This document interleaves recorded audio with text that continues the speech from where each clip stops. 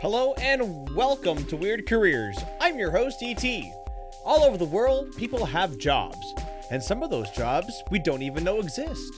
There are jobs that we don't know a lot about, and there are jobs that we just don't talk about. Well, I'm here to explore all of the above on this podcast. Join me as I explore careers all over the globe, everything from specialized retail to sex work. Did I mention that we're 18 plus? Throughout the course of this podcast, we will take a deep dive into each of these interesting professions. Do you know someone who has a weird or interesting job? Maybe you do. Believe it or not, your job may actually be more interesting than you may think. So don't be shy and shoot us an email at weirdcareerspodcast@gmail.com. This podcast is brought to you by Cardinal Images. Do you dream of having your small business look as great as the big guys without having to pay a fortune? You're not alone. Here at Cardinal Images, that is our specialty. So give us an email at eric@cardinalimages.ca today for your personalized quote, or visit our website at www.cardinalimages.ca for more information. Cardinal Images, affordable pricing, professional images, and personable photography.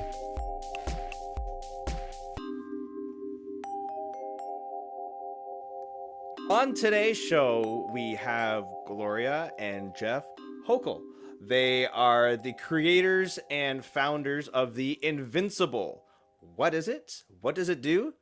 Well, we're about to find out. Welcome to the show, guys. Hi, Hello. thanks for having us. Yeah, absolutely. I've been looking forward to this for quite some time now. So my excitement level is probably at an 11 out of 10. So let's. Hold on, let me match that real quick. Alrighty. So before we get into the nitty gritty and all the details that we're all really looking forward to, tell us what it is you do and what you've created. Well, again, I want to say thank you for having us. I'm really excited to be here. I know we've had a couple interactions online, and I know you've used the product for a really long time, so I'm super excited to be here. We are Jeff and Gloria Houkal, husband and wife duo. Jeff is the inventor of the Invincibowl and the Invincibowl. I am sort of the creative. I focus on marketing and social media. We also have a partner up in Seattle whose name is Matt. He's our longtime friend. He kind of oversees the website and other operational components of, our small business. The Invincibowl and pole are basically unbreakable bong accessories with never before seen integrated features designed to elevate the smoking experience. The bowl features a captured screen system, basically allowing the user to flip over the device to tap out ash. It's also meant to stylishly replace your existing downstem and bong bowl setup, which is going to significantly improve your smoking experience. The downstem is also adjustable, so it can retract and expand from 3 inches to just under 6. And it also houses a final ash defense system in the cap. So our proprietary screens leave your bong water particulate free, and it's basically a total game changer. I agree. It really is a game changer. As Gloria said there, I am a user of the product. I have been for over a year now, and I love it. I work at a dispensary, and a customer came in the other day.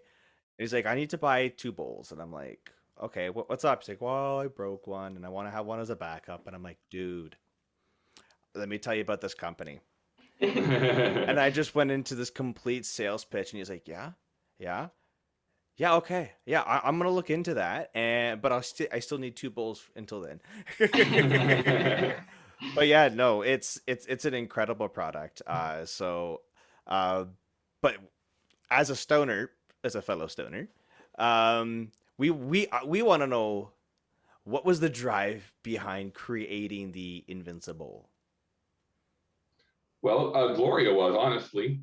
She had dropped bowls and down stems more times than I could count. And as we all have, yes. Dispensary, obviously. Yep. And it got tired of, wasting money and having such flimsy products that broke at the slightest drop. So I used my background in mechanical engineering to create the best bowl on the market. there were several issues with traditional screens that I also wanted to resolve, and I wanted to create a better alternative for everyone. That was the drive behind it. Nice. So you have a you have a history in mechanical engineering. Yes, my Awesome. background is in mechanical engineering. So this was not just a little do-it-yourself side project. There was an entire thought process and all that went into this. Correct, absolutely, yeah. It was a design effort that the way that I work when I design stuff, it mulls around in my brain for days upon days before I actually get down to drawing it on paper and then sketching it out. And then we go through a modeling process followed by, prototypes until we get to a working prototype. And that kind of leads me directly into my next question. Perfect. It's almost like you've read these before. How many variations of the Invincible, Jeff, were there before you landed on what you have marketed now? Well, we had a few variations in the prototype phase to really get the bottom of the bowl correct and get the flow working right the way that we wanted it. And then we've had one iteration from our initial offering where we first marketed the product to now we're on Invincible 2.0, which has a more tapered ends and rounded edges and stuff to make the whole user experience nicer. It also has a matte finish, which personally I love because photography has become so much easier. Oh, so yes. if you're the kind of person that likes doing story clouds or just taking pictures of their products, you're going to be able to do that with the new finish. As a product photographer on the side, I really appreciate that.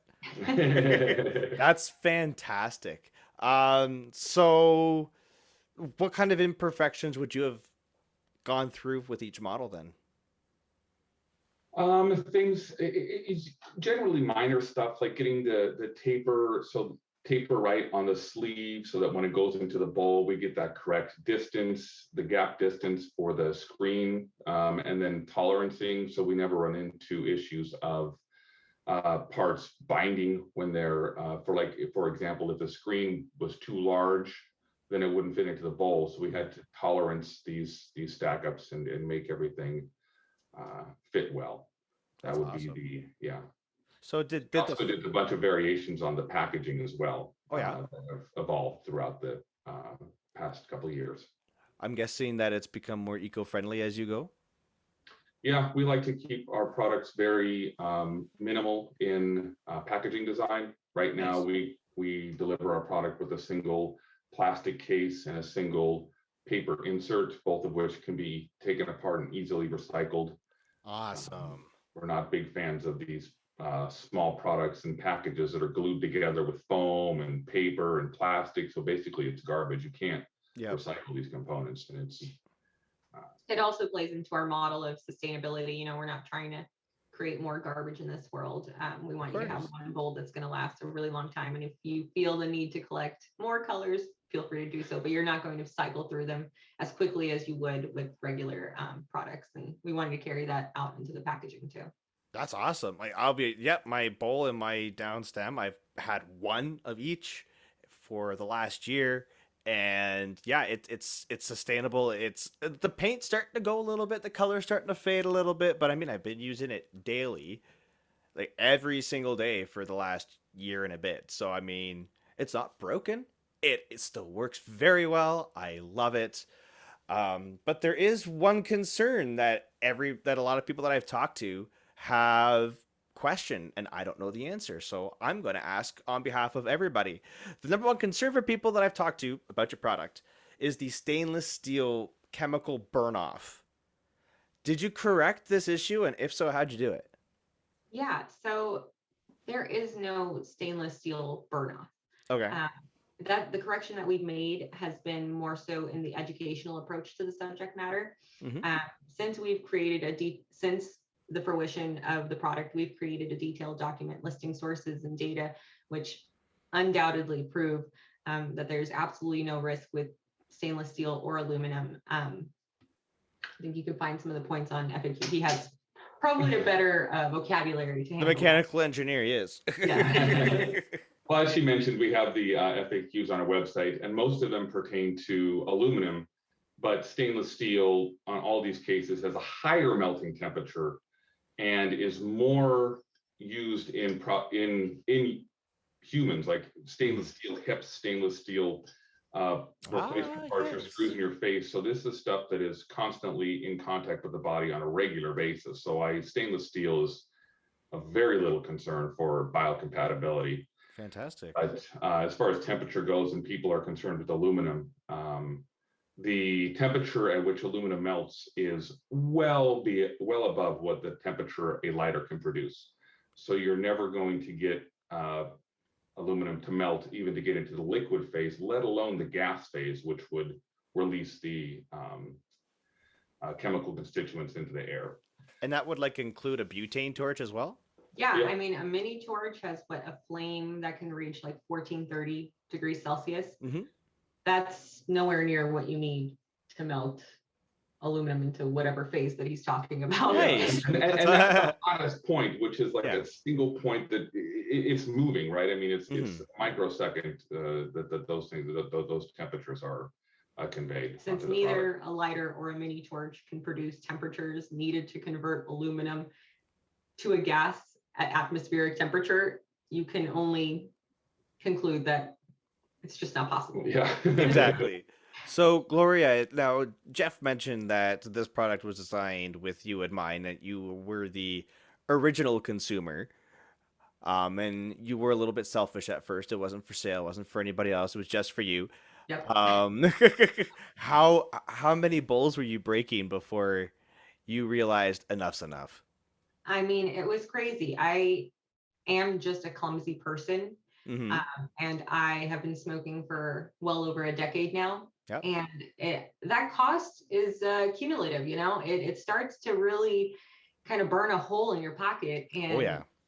Jeff was just kind of sick of this poor engineering. I mean, this guy doesn't let poor engineering slide. Oh, so good. he was like, Look, we're going to just fix this for you. And fixing it for me just ended up being like such a revolutionary thing. We had to share it with people. I think I would say like I broke 4-5 bowls a month. Oh my maybe. God. I mean, I broke down stems all the time. Yep. So it's ridiculous. It like being in the same boat, I once had a down stem break in the bong, and I literally could not get it out because of where it broke. So my stoner thinking was, well, this is a 9mm glass bong, and this is breakable glass that's already broken. I can just shake the shit out of this, and I'll be fine. It was not fine. There's a big old hole in that bong now. So, but there's someone on Instagram that I saw that actually repairs glass bongs. Oh, wow. So I've been trying to contact him because this is like the bong that I had. If you guys love Marvel, you would love this glass. So it was a frosted bottom with etched Spider-Man, like the Amazing Spider-Man from the 90s was etched all into it. There was an etched web on the bottom. The neck piece was black, matte black. And frosted with a gold Spider-Man again etched into this black. There was it was thick. There was an ice catcher in it. It was beautiful. And then I was like, oh, I can just shake the shit out of this thing and it'll be fine. Boy, was I wrong. We tried to get out a glass down stem, and I got a drill bit and just tried to use the tips of the drill bit to get enough grip on the thing, and the down stem was toast, so I just wanted to destroy the down stem. Exactly, yeah. And we got it out successfully. That's good. But, down stem pieces. I'm sure everybody's got their stories, and if you're a stoner listening to this particular episode, in the comments, please leave your story. I'm sure we would all love to hear your broken bowls and stem stories. Because I'm sure there's quite a few different stories out there. Yeah. But for now, we're going to take a quick break to hear from our sponsors. So don't go away. Just hold in there. We'll be right back. Are the big corporations taking your sales with fancy images that just aren't in your small business budget? Not to worry. At Cardinal Images, we take everything to heart. We are a small business supporting small businesses, so we understand. Check out www.cardinalimages.ca for our gallery and contact info. Also, if you are a listener of this podcast, you will receive not only your demo images, but your first shoot absolutely free. Just email Eric at cardinalimages.ca with the subject line podcast promo to receive your free shoot today. Cardinal Images, affordable pricing, professional images, and personable photography. And welcome back. If for some odd reason you are just tuning in now, I don't know why I say this every episode, but I can continue to do so for the ones who are weird and like to skip through. So, again, we have Gloria and Jeff Houkal from Invincibowl, the masterminds behind the product. We were just talking about the bowl, but we're going to move on now because not only do you have the Invincibowl, you have the Invincipowl. Now, for those who can't decipher the sound, the difference in sound, there is ones with a B and ones with a P. B and P. The pop filter really is not helping me. So now you've created this poll. You have this bowl, you have this poll now. Now, was the poll part of the original product or project, sorry, or was it an add-on after the success of the bowl? No, it was an add-on. We definitely weren't anticipating anything further than the bowl. But once we saw that we had something really special, we knew that we had to continue the product line. And the only logical next step was finding a compatible down stem that would solve more than just the unbreakability component.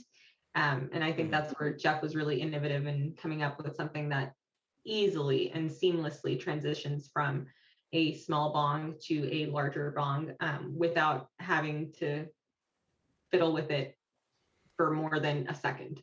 Mm-hmm. I will always that's genius. That's absolute genius because I've had large bongs, I've had small bongs. We've all had different size bongs, and and to have all of a sudden you've got a stack of down stems that are of different sizes. 90% of them are broken. You don't know what to do with it. Yeah, and if you break your down stem, you have to, if you're like me, you got to haul your entire bong into the head shop and be like, hey, can you help me figure this out? Yep, exactly. I'm not going to figure it out. I'm not taking out a measuring tape. Exactly. This really helps like also hit those weird sizes, Not all bongs are created differently or equally. They're all created differently. So the sizes vary incredibly. You don't have anything that's dictating the structure of the bong, right? It's just personal preference. So the cool thing about the down stem is it hits all those weird, funky sizes that you don't get to do with any other down stem on the market.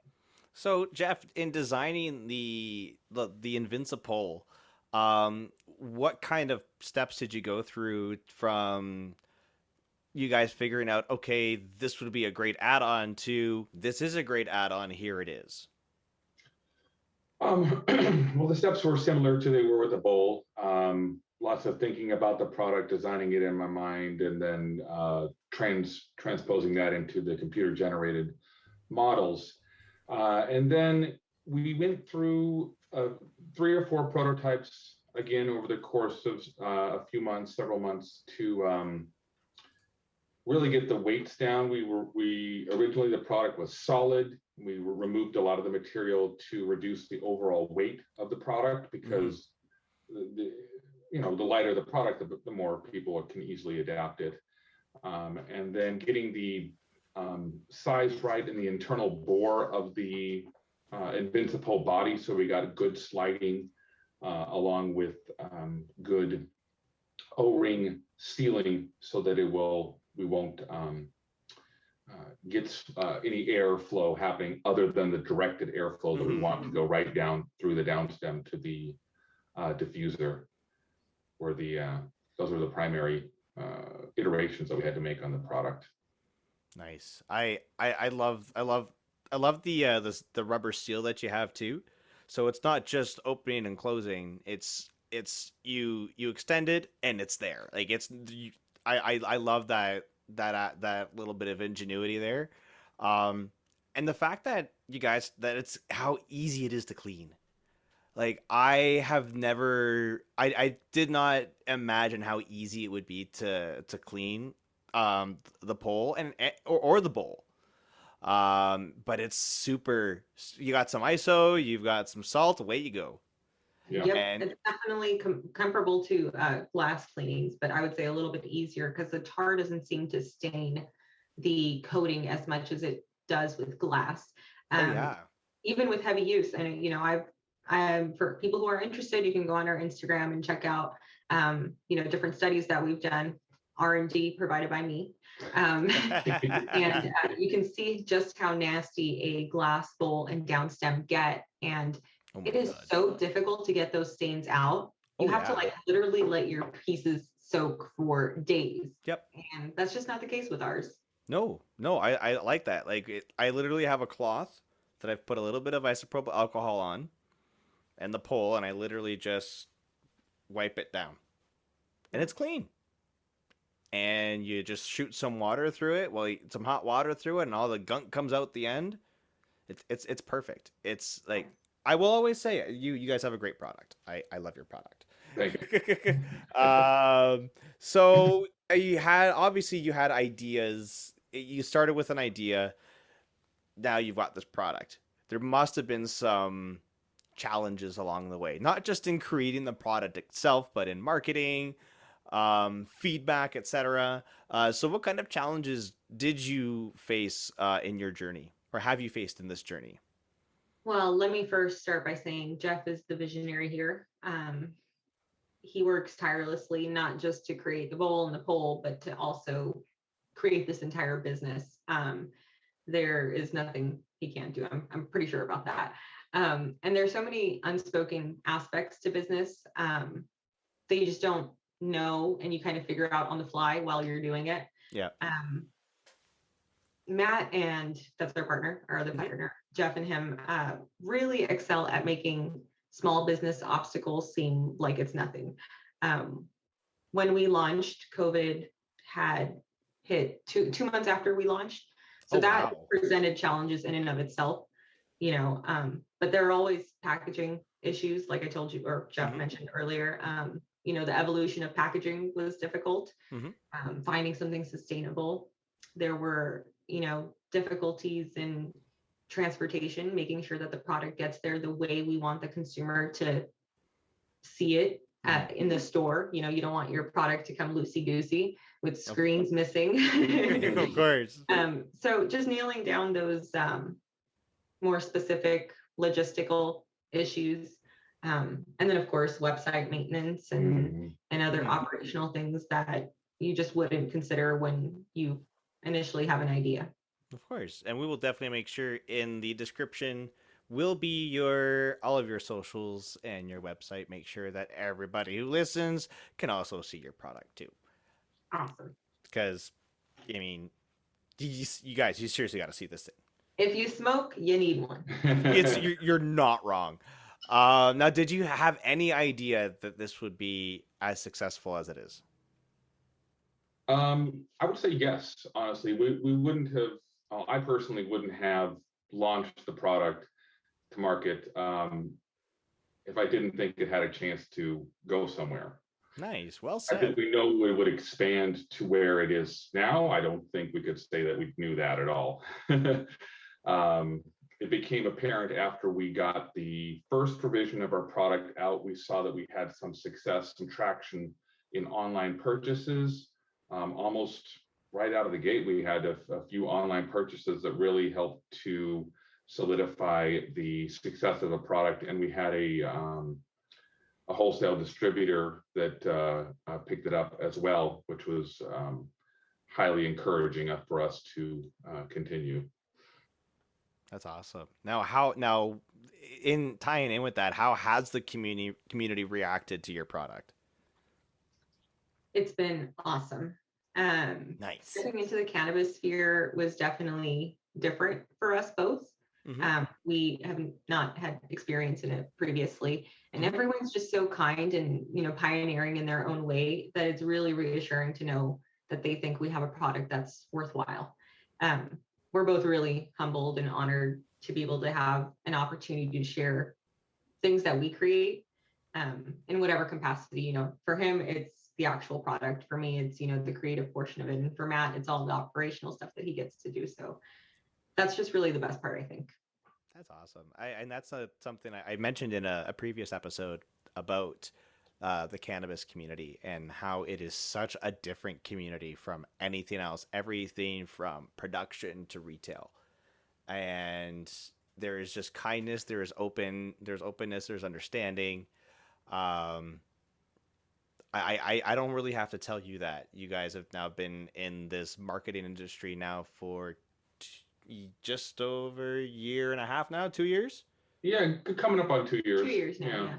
And you guys have seen, the gratefulness that the cannabis community has. Yeah. Yeah, it is really good because everyone's pushing toward a common goal of, universal acceptance. So that's always a commonality that you have with anybody in the industry is you can, engage on that point of that nexus.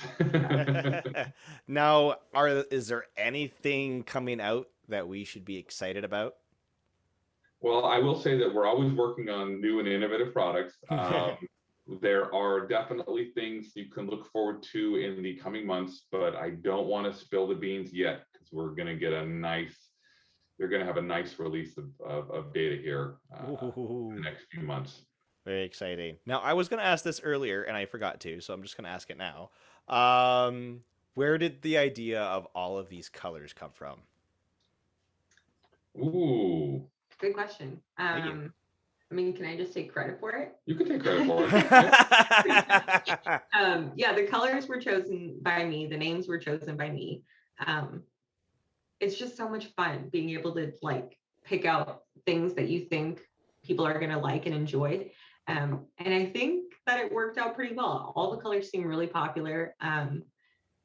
It's just really interesting to see people's reactions. I would say that's the best part, but I think it's been cool. I especially love the naming convention that you came up with. I think that they provide, you say, I have Poseidon in my hand. Yeah, you do. That sounds so cool. And I got this blue thing, This blue thing. I have Cool. Poseidon in my hand. I am one with the bong water. Exactly. How true, yes.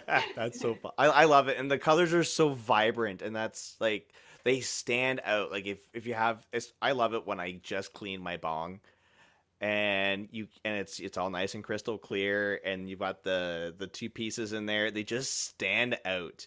And you don't have to buy them to the same colors. You can mix and match. You can mix and match. And the best part is you don't just have to mix and match the bowl and the down stem. You can get really mixy matchy. You can take the pole apart. You can take that cap off. That's so true. I mean, a part of making everything interchangeable is you get to make it fun. So that's one of my favorite parts. Alrighty, I see a few paychecks that are going to be going away soon. All right, now I gotta ask you, what's the best part of the gig? For me, it's the fact that I get to develop really close relationships, not just with the customers, which is awesome. I love to hear feedback, but also other people in the industry. I mean, meeting you is one of the ways, one of the things that I would have never been able to do had we not been in this space. So just meeting really cool people and getting to network, I think for me is the best part. I would say for me, it's the ability to contribute as a creator. I like to invent things, and this gives me an opportunity to. I've been inventing and diddling different ideas for the past 20 years, and tried to take a few to market, and have gotten or tried to sell the idea to different companies, but it's never really provided fruit. But now this is an avenue upon which we can invent related products, and we know we have a successful company that'll be able to get these guys out in front of people and gain some acceptance. And it just happened accidentally. And, like the best. yeah, literally accidentally. She broke the bowl and it was like, that's another accident. I am so sick of breaking these bowls. Honey, what can you do for me? I have an idea. No, I have to agree with you, with you, Gloria, that the networking. It has been great meeting you guys too. It's been I've enjoyed talking to you guys over the last few weeks, and look forward to continuing outside of the podcast because I'll be in touch. Now on the flip side of the best part, if there was anything you could change about your the industry, either the industry you're in or the business that you have, what would it be and why? Well, I mean, I think I can say this universally for everybody that's in this industry. The one thing that we would like to change is to have the cannabis be federally decriminalized so we can all use banking merchants like every other company in the world. If I had an applause button, I would hit it right now. I mean, if you're selling a piece of metal, which we're selling, I mean, essentially it's a metal product that has no drug or anything in it, and we have to be regulated and have to be relegated to some other payment merchants. That seems crazy. That seems crazy that dispensaries have to run cash only and be in a dangerous situation of holding all these hundreds of thousands of dollars of cash at the dispensary because they just can't funnel it through a normal bank or use credit cards. I mean, you're adding vulnerability to something that's already vulnerable, right? Yeah, you're making it more dangerous just because the banks can't give you a loan because it's a controlled substance, which it's crazy. I can say from being on the other side of the border, the light at the end of the tunnel is coming. Working at a dispensary it's not what it is in states where it's not legal. We have government regulations. We have government stickers on the doors saying you have to be 19 plus. You come in, you buy your cannabis, it's taxed. We ID as soon as you get in the building. You can't buy more than 30 grams at a time. Edible packages can't have more than 10 milligrams in total. Like we have regulations. So it's weird because like I was talking to somebody else on the podcast who's a documentary producer, and she was like, that would be so cool to see what is the day in the life of a bud tender.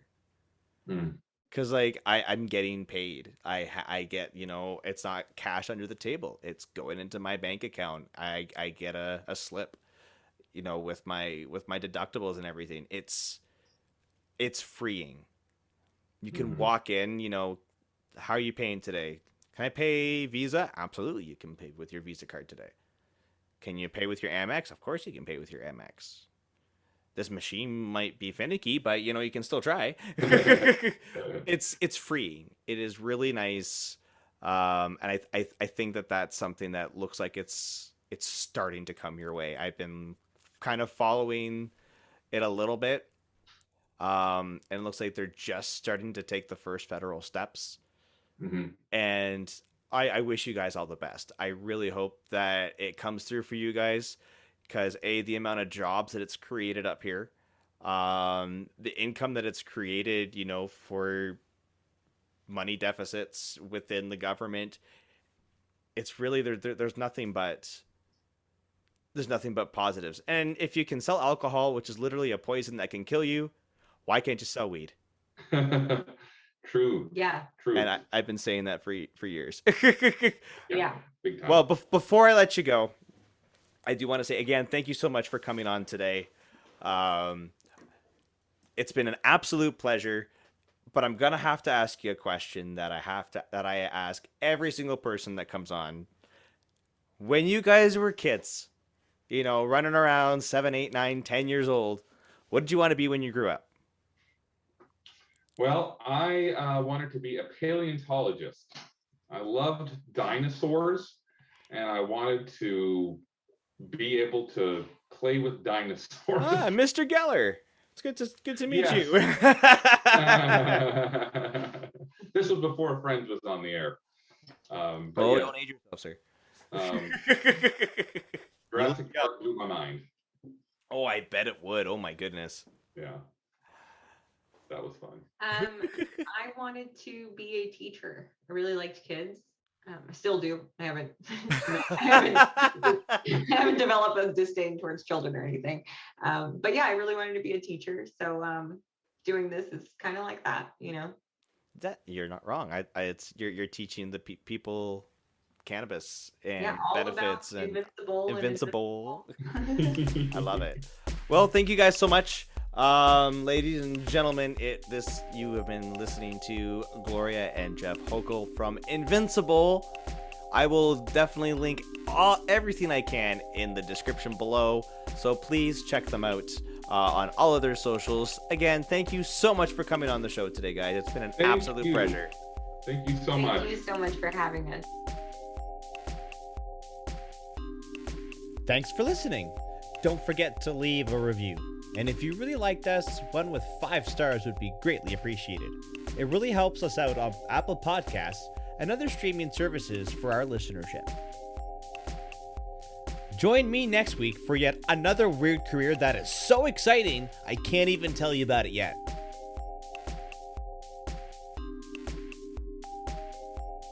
Check out our socials during the week for more info. You can follow us on Facebook and Twitter at Weird Careers and on Instagram at Weird Careers Podcast. Thanks in advance for hitting that follow button. Until next time, I'm ET. Thanks for joining me. Cheers.